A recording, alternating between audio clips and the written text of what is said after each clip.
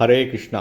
தெய்வ திரு ஆச பக்திவேதாந்த சுவாமி ஸ்ரீல பிரபுபாதர் விரிவான பொருள் உரைகளுடன் அருளிய ஸ்ரீமத் பாகவதம் காண்டம் 3 பகுதி 1 பராமரிப்பு அத்தியாயம் 5 மைத்ரேயருடனான விதுரரின் உரையாடல்கள் பதம் 6 யதா புனஸ்வேக இதம் நிவேஷ்ய சேதே குஹாயாம்ச நிவ்ருத்த விருத்தி யோகேஸ்வராதீஸ்வர ஏக ஏதத் அனுப்பிரவிஷ்டோ பகுதா யதாசீத்.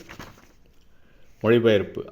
ஆகாயத்தின் வடிவில் பரவியுள்ள அவரது சொந்த இதயத்தின் மேல் சயனிப்பதன் மூலமாக முழு சிருஷ்டியையும் அந்த இடத்தில் அவர் வைக்கிறார்.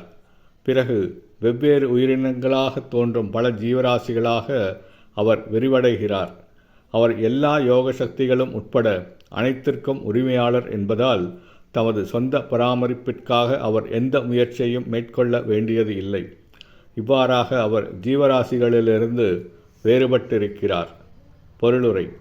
படைத்தல், காத்தல் மற்றும் அழித்தல் ஆகியவற்றை பற்றிய கேள்விகள் வெவ்வேறு கல்பங்களின் தொடர்பாக ஸ்ரீமத் பாகவதத்தின் பல பகுதிகளில் குறிப்பிடப்பட்டுள்ளன.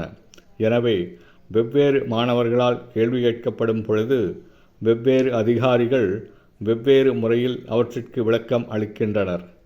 படைப்புக் கொள்கைகளிலும் அவற்றின் மீதமுள்ள பகவானின் ஆட்சியிலும் எந்த வேறுபாடுமில்லை என்றாலும் வெவ்வேறு கல்பங்களின் காரணத்தால் சிறிய விஷயங்களில் சில வேறுபாடுகள் உள்ளன.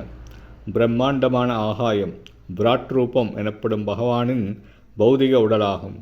எல்லா பௌதிக சிருஷ்டிகளும் அந்த ஆகாயத்தை தான் சார்ந்துள்ளன. எனவே கண்களுக்கு புலப்படும் முதல் பௌதிக தோற்றமான ஆகாயம் முதற்கொண்டு பூமி வரையுள்ள அனைத்துமே பிரம்மன் என்று அழைக்கப்படுகின்றன. சர்வம் கல்விதம் பிரம்மா.